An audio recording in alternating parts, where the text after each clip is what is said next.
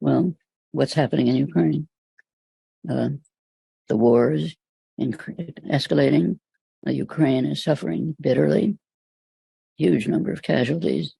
The Ukrainian army has been apparently virtually destroyed now. Most of the world sees this as a proxy war between Russia and the United States, and it's become harder and harder to avoid that conclusion. If the war continues to escalate, Ukraine will be, the economy's very severely harmed. Pretty soon, you increase tanks, jet planes, and so on. Russia will probably retaliate by a harsher attack against Western Ukraine, against supply lines, run into conflicts with NATO. U.S. policy in Ukraine remains stable. The war must continue in order to severely weaken Russia. That's policy.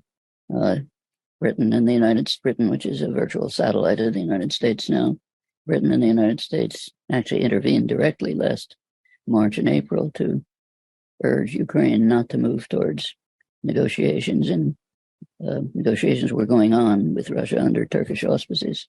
They broke down. We don't know exactly why, but Britain and the U.S. were very clear that we're not ready for negotiations. Still not. The official stand remains fight the war to severely weaken Russia. If you think about it, just from a practical point of view, it's kind of sadistic, but you look around, almost the entire world is suffering from this. Ukraine most, but Africa, Asia, curtailment of food and fertilizer shipments having a big effect. Europe is declining, even moving towards deindustrialization because of the breaking of its natural trade, commercial relations with Russia. All over the world decline, one exception. The U.S. is doing brilliantly. It's degrading the forces of its enemy at very low cost. Fossil fuel companies are just euphoric with the huge profits that come. It's very successful in many ways.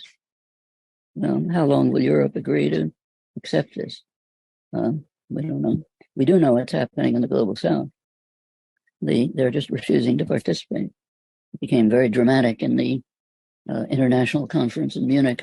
The United States, Vice President Harris was there, other representatives, desperately trying to get the countries of the South to join the United States in the war. One after another said, not ours, your war.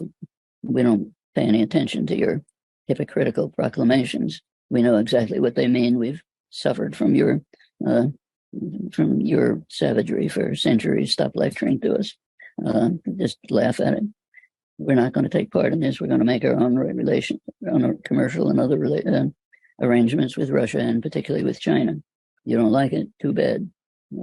Even long-time U.S. allies like Colombia simply flatly refused. Brazil, no, it's not our war. Don't know what Mexico said, but probably something similar. Asia, India, Indonesia, sorry, we continue in our own way. The United States is quite isolated. The English-speaking countries, and for the time being, continental Europe are essentially isolated. Probably 90% of the countries in the world don't even observe the sanctions.